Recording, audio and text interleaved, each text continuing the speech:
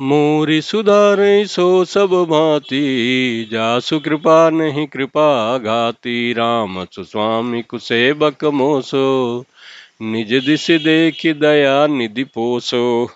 अयोध्या कांड दोहा 291 से आगे की चौपाई इस प्रकार तुलसीदास जी कहते हैं। सुनी मुनि बचन जनक अनुरागे, लखी गति ज्ञान विरागु विरागे। शिथिल स्नेह गुणत मन माही, आए यहाँ किन्न भल नाही। राम ही राव कयं वन जाना, किन्न आप प्रिय प्रेम प्रवाना। हम अब बनते बन ही पठाई, प्रमुदित फिरव विवेक बढ़ाई। तापस मुनि महिसुर सुनि देखी, भय प्रेम बस बिकल विशेषी। समौ समुझि धरि धीरजु राजा, चले भरत पै सहित समाजा। भरत आई आगे भई लीन्ने, अवसर सरिस सुआसन दिन्ने। तात भरत करते रहुति अराऊ, तुम ही विदित रघुबीर सुभाऊ। राम सत्य व्रत धर्म रतो, सब कर सीलु सनेहु।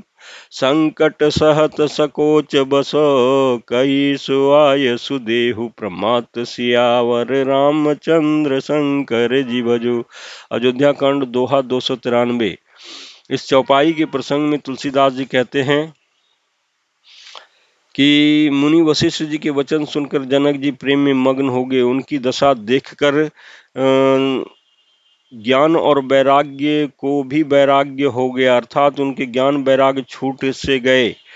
वे प्रेम में शिथिल हो गए और मन में विचार करने लगे कि हम यहाँ आए यह अच्छा नहीं किया। राजा दशरथ ने श्री रामचंद्र जी को वन जाने के लिए कहा और स्वयं अपने प्रिय के प्रेम को प्रमाणित सच्चा कर दिया। प्रेम वियोग में प्राण त्याग दिए, परंतु हम अब इन्हें वन से और गहन वन को भेजकर अपने विवेक की बड़ाई में आनंदित होते हुए लौटेंगे कि हमें जरा भी मोह नहीं है। हम श्री राम जी को वन में छोड़ करके चले आए, दशरथ जी की तरह मरे नहीं।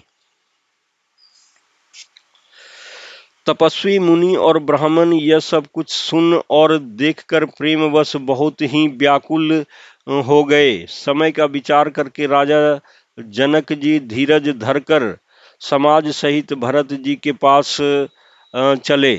भरत जी ने आकर के उन्हें आगे होकर लिया, सामने आकर के उनका स्वागत किया और समय अनुकूल अच्छे आसन दिए। तिरहुत राज जनक जी कहने लगी, हे तात भरत, तुम तो श्री राम जी का स्वभाव मालूम ही है, तुमको तो श्री राम जी का स्वभाव मालूम ही है। श्री राम जी सत्यवर्ती और धर्मपरायण हैं, सबका शील और स्नेह रखने वाले हैं, इसलिए वे संकोच व संकट सह रहे हैं। अब तुम जो आज्ञा दो वह उनसे कही जाए।